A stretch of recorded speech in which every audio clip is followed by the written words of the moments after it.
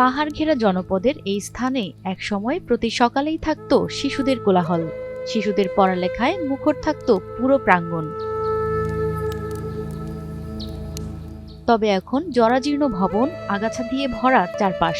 দেখে মনেই হয় না এটি একটি স্কুল, মনে হয় যেন এটি একটি পরিত্যক্ত ভুতুড়ে জায়গা। ভেতরটাও আবর্জনায় ভর্তি।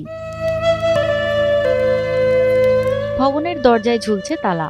শীতকালীন ছুটি শেষে ১ জানুয়ারি দেশের সব প্রাথমিক বিদ্যালয়ের দরজা খুললেও আর কখনোই খুলবে না এটি। এখানে আর কখনো শোনা যাবে না শিশুদের কণ্ঠস্বর। রাঙামাটি, খাগড়াছড়ি ও চট্টগ্রাম জেলার মধ্যে বহমান শর্তা নদীর তীরে গড়ে ওঠা গ্রামের নাম মক্কাটা। আমরাই নাম্বার ওয়ান। নাম্বার ওয়ান হচ্ছে মেরিল পেট্রোলিয়াম জেলি।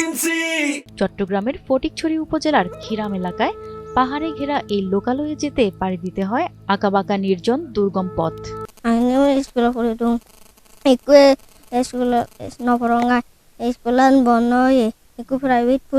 আমাদের স্কুলটার সমস্যা হচ্ছে সরকারিকরণ না করার জন্য এখানে সমস্যা। এটা আপনার প্রায় হচ্ছে ২-৩ বছর হচ্ছে আজকে। শিক্ষক না থাকার কারণে, সরকারি না হওয়ার কারণে এই দুর্গম সৃষ্টি আর কি।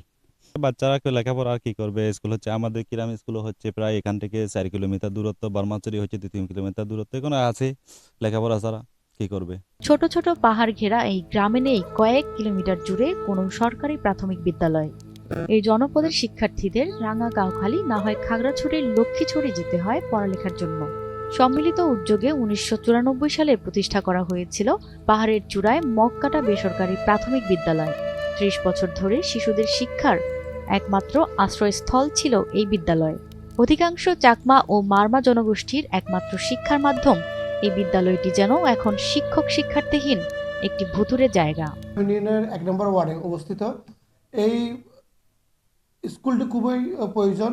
আমাদের যারা পাহাড়ি সম্প্রদায় রয়েছেন, চাকমা মারমা রয়েছেন, প্লাস স্থানীয় যারা আমাদের এই বাঙালিরা যারা রয়েছেন তাদের সহ এখানে ছেলেমেয়েরা পড়ালেখা করে।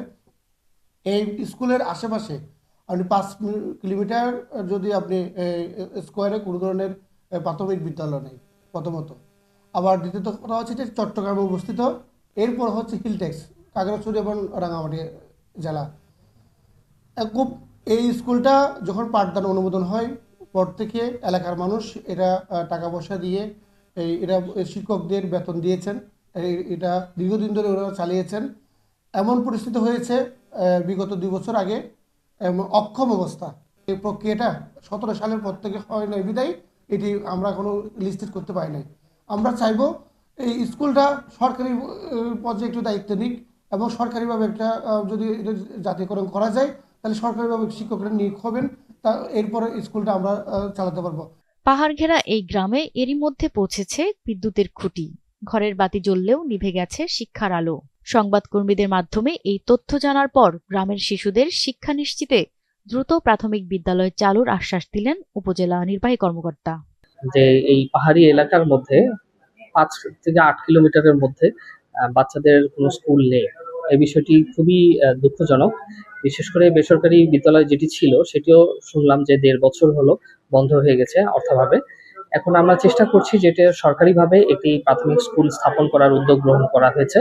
আমরা চেষ্টা করব ইনশাআল্লাহ এটা নিয়ে এগিয়ে নেওয়ার জন্য, যাতে ওইখানকার বাচ্চারা কোনোভাবেই শিক্ষার আওতার বাইরে না থাকে। প্রায় ৭৭৩ বর্গ কিলোমিটার আয়তনের ফটিকছড়ি উপজেলার ২০৬ গ্রামে প্রাথমিক বিদ্যালয় আছে ২২৯টি। এই বিদ্যালয়ে আদৌ কোনোদিন শিক্ষার বাতি জ্বলবে কিনা এই অজানা প্রশ্ন স্থানীয়দের।